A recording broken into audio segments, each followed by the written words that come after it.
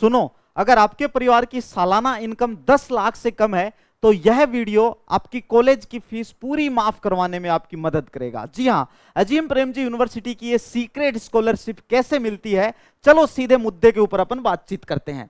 दोस्तों ये देखिए, सबसे पहले हम एलिजिबिलिटी की बातचीत करेंगे कि ये स्कॉलरशिप किन विद्यार्थियों को मिलती है। वीडियो को एंड तक जरूर देखना है, क्योंकि लास्ट में हम जो अजीम प्रेमजी की फीस है दोनों कैंपस की, उस पर भी चर्चा करेंगे, बेंगलुरु कैंपस और भोपाल कैंपस।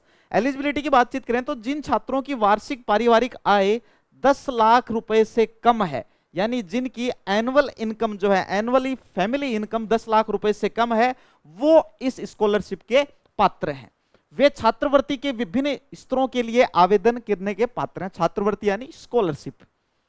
यदि आप इस मापदंड को पूरा करते हैं तो चाहते हैं कि आपको इस पर विचार किया जाए, तो कृपया अपने आवेदन पत्र में इसका उल्लेख करें। जब आप अजीम प्रेमजी का एप्लीकेशन फॉर्म फिल करो एडमिशन के लिए, उस समय स्कॉलरशिप का जो आपको ऑप्शन दिखता है उस ऑप्शन पे आप टिक करें। दोस्तों चलिए अब नेक्स्ट पॉइंट जो है हम स्कॉलरशिप के बारे में वो समझते हैं। छात्रवृत्ति के लिए जो आवेदन प्रक्रिया है, एक तरफ इंग्लिश मीडियम वाले विद्यार्थियों के लिए कंप्लीट प्रोसेस मैंने लिखी है और एक तरफ हिंदी मीडियम वाले विद्यार्थियों के लिए लिखी है। पढ़ के एक बार मैं सुना देता हूं, कोई हार्ड पॉइंट हुआ तो समझाने का भी मैं प्रयास करूंगा। सबसे पहले रुचि व्यक्त करें, यानी कि इंटरेस्ट दिखाएं। इंटरेस्ट किस समय दिखाओगे? आवेदन पत्र जब आप भरोगे, यानी एप्लीकेशन फॉर्म जब भरोगे, उस समय आपको विकल्प मिलेगा, उसका चयन करें। कौन सा विकल्प? छात्रवृत्ति स्कॉलरशिप का विकल्प। आवेदन पत्र भरते समय उस विकल्प का चयन करें कि आप छात्रवृत्ति के लिए विचार किए जाने के इच्छुक हैं, यानी कि आपको छात्रवृत्ति चाहिए। क्यों चाहिए? क्योंकि आपकी परिवार की जो वार्षिक आय है वह कितनी है? 10 लाख रुपए से कम है।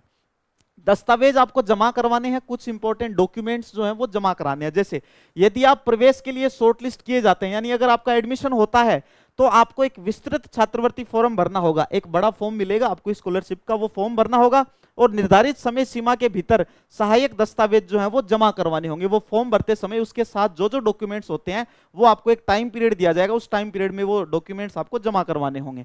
इसके बाद आपको आय का विवरण देना है। आपको परिवार के सभी कमाने वाले सदस्यों की आय का विवरण देना होगा। इसमें वेतन यानी उन परिवार की जो सैलरी है, कोई व्यक्ति जो कोई जॉब कर रहा है, चाहे गवर्नमेंट जॉब है चाहे प्राइवेट जॉब है, तो उनकी जो सैलरी है उसके बारे में बताना है। कोई पेंशन है तो उसकी पेंशन के बारे में, किराया वगैरह है, कृषि है, व्यवसाय यानी अगर आपकी कोई जमीन, आपका कोई घर है वो आपने रेंट पे दे रखा है, उससे आपको आय हो रही है, उससे संबंधित खेती से कितनी आय है आपको, कोई बिजनेस आपका तो उससे कितनी आय है आपको, कहीं पर आपने इन्वेस्टमेंट कर रखा है तो उससे कितनी आय है, या कितना आप कमीशन से प्राप्त कर रहे हैं। इन सभी जो जितनी भी प्रकार से आपको आय होती है वो कंप्लीट आपको विवरण देना है, यानी कि इनकम की सारी डिटेल्स आपको देनी है। विलंबित प्रस्तुति नहीं, यानी अगर आप देर से आवेदन करते हैं, देर से डॉक्यूमेंट जमा करवाते हैं तो यह भाई मान्य नहीं होगा। पढ़ लें, देर से या अधूरे जमा किए गए आवेदनों पर विचार नहीं किया जाएगा। अब अधूरे जमा किए गए आवेदन, बहुत सारे बच्चे तो अपने डॉक्यूमेंट जो है वो लगाते नहीं है, तो क्या क्या इंपॉर्टेंट डॉक्यूमेंट है वो भी मैं आपको बताने वाला हूं। दोस्तों कृपया सुनिश्चित करें कि सभी दस्तावेज पहले से तैयार हों, इसीलिए वीडियो आज मैं आपके लिए लेके आया हूं ताकि आप सभी ये डॉक्यूमेंट्स टाइम से तैयार करवा लो। समीक्षा और मूल्यांकन, रिव्यू एंड असेसमेंट भी होता है। आप जो डिटेल दोगे, आप जो डॉक्यूमेंट्स दोगे, इनका रिव्यू होगा, इनका असेसमेंट होगा और उसके बाद में आपको स्कॉलरशिप मिलेगी।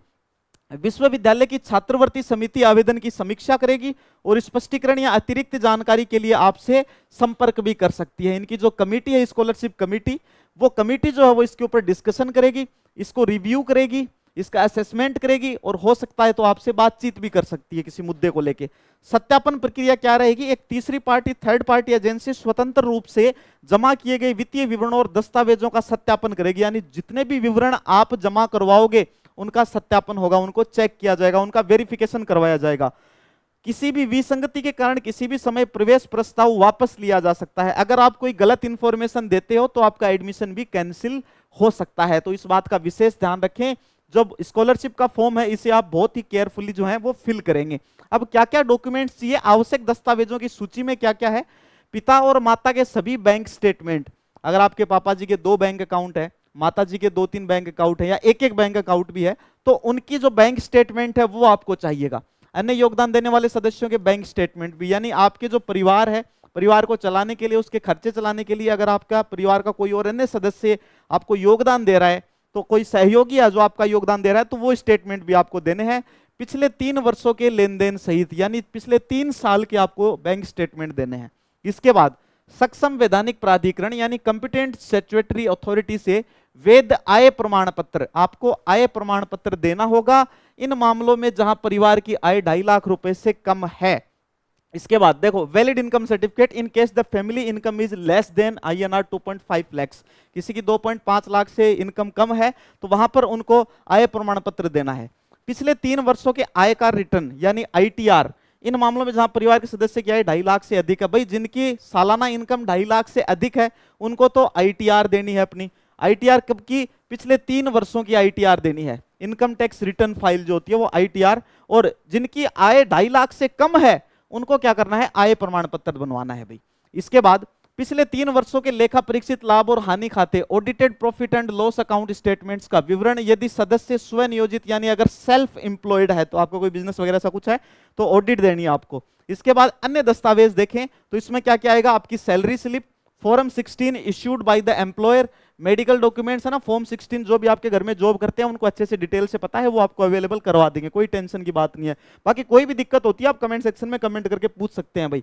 Medical documents and siblings fee receipts etcetera, आपके सिबलिंग्स की फी रिसिप्ट वगैरह, भाई बहनों की फीस की रसीदें, ये डॉक्यूमेंट्स भी आपको देने हैं।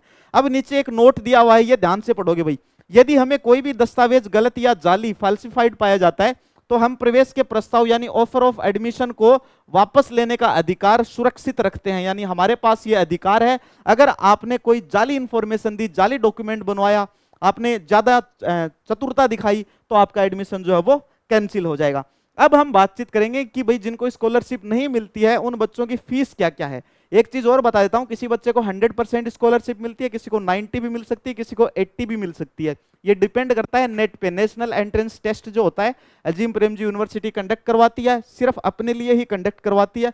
उससे रिलेटेड वीडियो मैं पहले बना चुका हूं, तो आप वो वीडियो भी जरूर देखेंगे कि इसमें एडमिशन की प्रोसेस क्या है, नेट एग्जाम कितनी देर का होता है, क्या क्या सब्जेक्ट होते हैं, किस प्रकार के क्वेश्चन आते हैं, कंप्लीट डिटेल मैंने आपको बता रखी है भाई। अब बेंगलुरु कैंपस जो है उसकी फीस देख लो आप। बेंगलुरु कैंपस की फीस क्या होगी? देखो, ईयर 2026-27 में आपकी ट्यूशन फीस लगेगी 3,37,100 रुपए। इस प्रकार से ये 4 साल की आपकी फीस हो गई।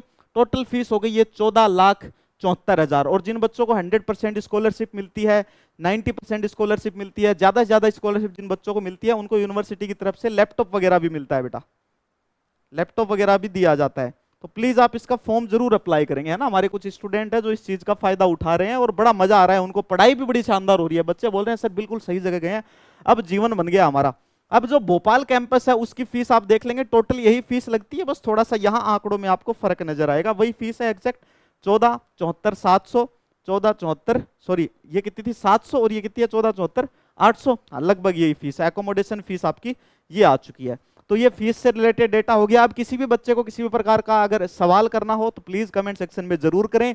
इस वीडियो को अधिक से अधिक शेयर करें और स्कॉलरशिप के लिए अप्लाई करें अगर आप एलिजिबल हैं तो। एलिजिबल कैसे होंगे? 10 लाख से कम पारिवारिक आय है तो आप एलिजिबल हैं।